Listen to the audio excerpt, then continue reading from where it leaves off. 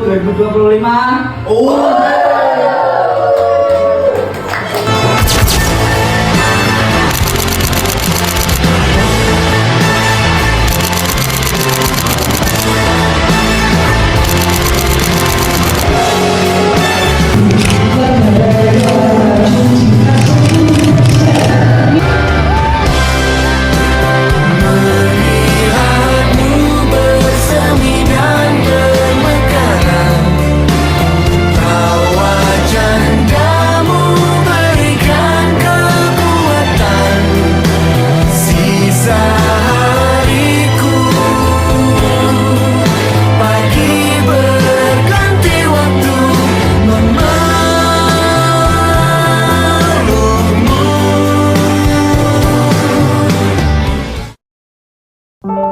Tiga 31 hari bukanlah waktu yang lama, tapi cukup untuk meninggalkan cerita, kenangan, dan keluarga baru di tempat ini. Di lereng Muria yang hijau dan sejuk terhampar sebuah desa yang penuh cerita. Desa Japan yang menjadi saksi perjalanan pengabdian kami. Kami hadir bukan hanya untuk tinggal sementara, tetapi untuk belajar berbagi dan menorehkan kisah kebersamaan. Awal kedatangan kami disambut hangat oleh masyarakat. Senyum ramah, tangan yang terbuka, dan keramahan desa ini membuat kami merasa seperti pulang ke rumah sendiri. Posko sederhana menjadi pusat cerita kami. Dari sinilah langkah demi langkah program pengabdian dimulai. Beberapa minggu di desa ini bukan sekedar program kerja, tapi perjalanan yang penuh makna. Lewat sosialisasi bullying, anak-anak belajar saling menghargai dan berani berkata tidak pada kekerasan.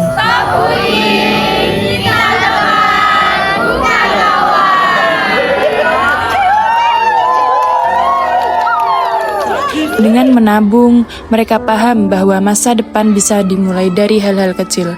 Dan lewat peduli lingkungan, tumbuh rasa cinta menjaga kebersihan lingkungan. Posko sederhana jadi tempat penuh tawa, tempat bimbel, tempat cerita, tempat kami merasa seperti keluarga. Hari-hari di sekolah dan madrasah mengajarkan bahwa ilmu sekecil apapun bisa memberi cahaya. Kami juga menemani mereka di kegiatan pramuka, menumbuhkan kebersamaan dan kemandirian. Senam sehat khusus untuk anak-anak jadi momen yang seru, penuh energi, dan penuh senyum ceria. Dan di TPQ, lantunan ayat suci bersama anak-anak jadi pengingat tentang ketulusan. Semua momen ini mungkin terlihat sederhana, tapi bagi kami, setiap senyum, setiap tawa, setiap pelukan adalah kegiatan yang akan selalu tinggal di hati. KKN memang berakhir, tapi cinta dan cerita di desa ini akan selalu abadi. Di desa Japan, nilai religius begitu terasa. Bersama warga, kami duduk dalam tahlil, melantunkan doa, dan mengumandangkan sholawat dalam maulid. Dan melalui kegiatan penguatan moderasi beragama, kami juga berbagi tentang pentingnya bijak bersosial media. Saring sebelum sharing, agar ruang digital tetap sehat dan damai. Siapa kita?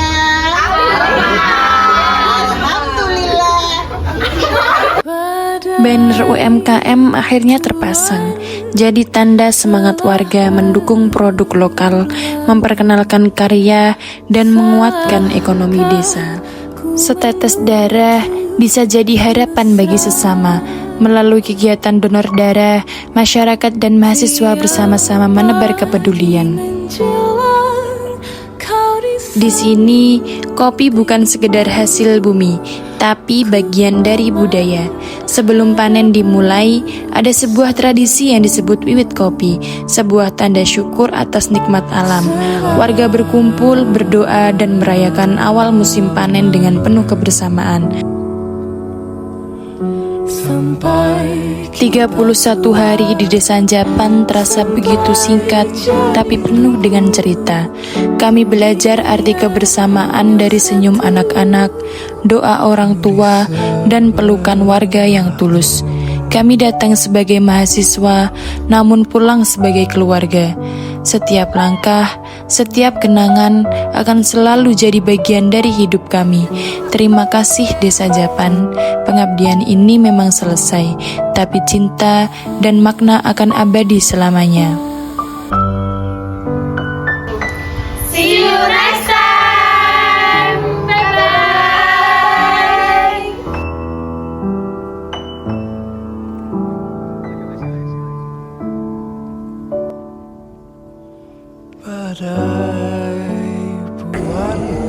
Kalau aku nggak KKN, saya tidak merasakan baunya kentut teman-teman. Kalau aku nggak KKN, aku nggak akan naik BB ku segede ini. Kalau aku nggak KKN, aku nggak bakal mandi nomor 1 terus. Kalau aku nggak KKN, aku nggak bakal ngerasain punya warga baru.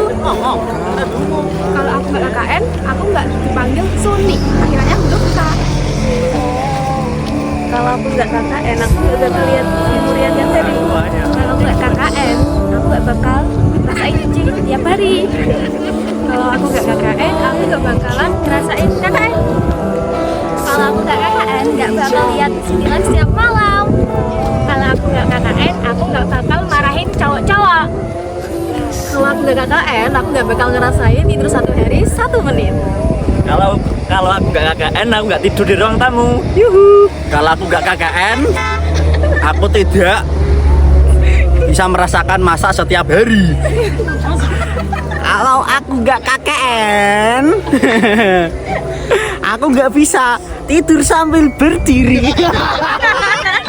Kalau saya tidak KKN, saya tidak bisa merasakan tidur dengan dingin. KKN Desa Japan.